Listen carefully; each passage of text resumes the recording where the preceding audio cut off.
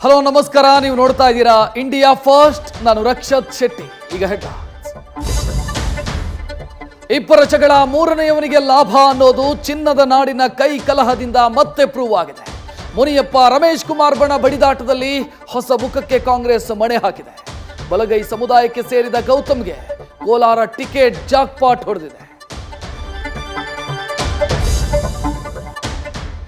ಚುನಾವಣೆ ಬಂತು ಅಂತಂದ್ರೆ HDK ಆಸ್ಪತ್ರೆಗೆ ಸೇರ್ತಾರ?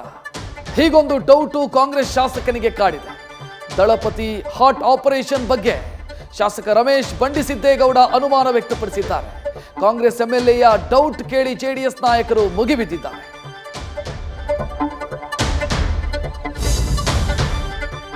ನಾಡದ್ರೋಹಿ ನಡೆಯಿಂದ ರಾಜ್ಯದಲ್ಲಿ ಸುದ್ದಿಯಾಗೋ MES ಈಗ ಲೋಕಸಮರಕ್ಕೆ ಇಳಿಯಲು ಸಜ್ಜಾಗಿದೆ. ಬೆಳಗಾವಿ ಲೋಕಸಮರದಲ್ಲಿ ಅಭ್ಯರ್ಥಿಯನ್ನ ಕಣಕ್ಕಿಳಿಸೋದಕ್ಕೆ ಮರಾಠ ಸೇನೆ ಮುಂದಾಗಿದೆ. ಇದು ಕಾಂಗ್ರೆಸ್ ಬಿಜೆಪಿ ಅಭ್ಯರ್ಥಿಗಳ ವೋಟ್ ಬ್ಯಾಂಕ್ಗೆ ಕುತ್ತು ತರೋ ಹುನ್ನಾರ. ಲೋಕಸಭಾ ಚುನಾವಣೆಯ ಹೊತ್ತಲ್ಲಿ ಕಾಂಗ್ರೆಸ್ಗೆ IT ಚಾಟಿ ಬೀಸಿದೆ. ಸಾವಿರಾರು ಕೋಟಿ ತೆರಿಗೆ ಪಾವತಿಸುವಂತೆ ಮತ್ತೆರಡು ನೋಟಿಸ್ ಜಾರಿ ಮಾಡಿದೆ. ಆದಾಯ ತೆರಿಗೆ ಇಲಾಖೆಯ ನಡೆಯನ್ನ ಖಂಡಿಸಿ ದೇಶದಾದ್ಯಂತ ಕಾಂಗ್ರೆಸ್ ಪಡೆ ಪ್ರತಿಭಟನೆ ನಡೆಸಿದೆ. ಕೇಂದ್ರದ ವಿರುದ್ಧ ಕೈಪಡೆ ಹೋರಾಟದ ಸಮರ ಸಾರಿದೆ. ಗ್ಯಾಂಗ್ಸ್ಟರ್ ಅಲ್ಲ, UPಯ ಮಾನ್ಸ್ಟರ್ ಆಗಿದ್ದ ಮುಕ್ತಾರ್ ಅನ್ಸಾರಿ ಮಣ್ಣಾಗಿ ಹೋಗಿದ್ದಾರೆ. ಹೃದಯಾಘಾತದಿಂದ ಮೃತಪಟ್ಟಿದ್ದ ಅನ್ಸಾರಿ ಅಂತ್ಯ ಸಂಸ್ಕಾರ ನೆರವೇರಿದೆ.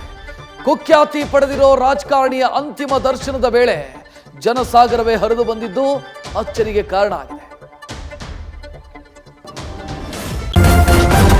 ನ್ಯೂಸ್ ಫಸ್ಟ್, ನಿರ್ಭೀತಿಯಿಂದ ನಿಮ್ಮ ಪರವಾಗಿ.